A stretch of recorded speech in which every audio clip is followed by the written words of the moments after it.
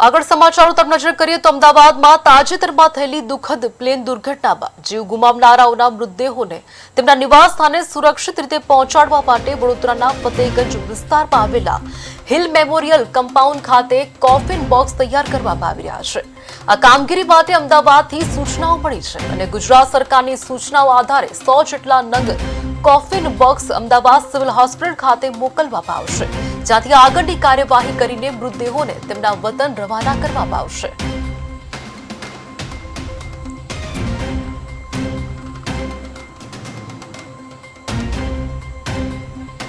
મૃતદેહો રાખવા માટે 100 જેટલા કોફિન બોક્સ વડોદરામાં તૈયાર કરવામાં આવી રહ્યા છે। જિલ્લામાં મૃતદેહો માટે બની રહ્યા છે ખાસ પ્રકારના કોફિન। તમે જોઈ શકો છો પાટનગર નેટવર્ક ન્યૂઝની સ્ક્રીન પર કે કેવા પ્રકારે કોફિન હાલ તૈયાર કરવામાં આવી રહ્યા છે।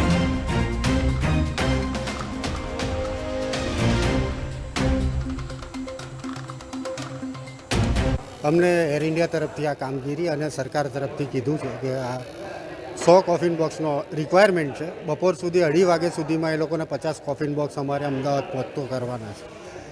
અમે રાત્રે 10 વાગ્યાથી એક સલંગ કામ અત્યાર સુધી કરી રહ્યા છે અને આ વોલેન્ટરી સેવા જ છે અમારી કે ભાઈ આટલો દુઃખદ બનાવ બન્યો છે તેની અંદર અમે અમારા દેશ માટે અમે શું કરી શકીએ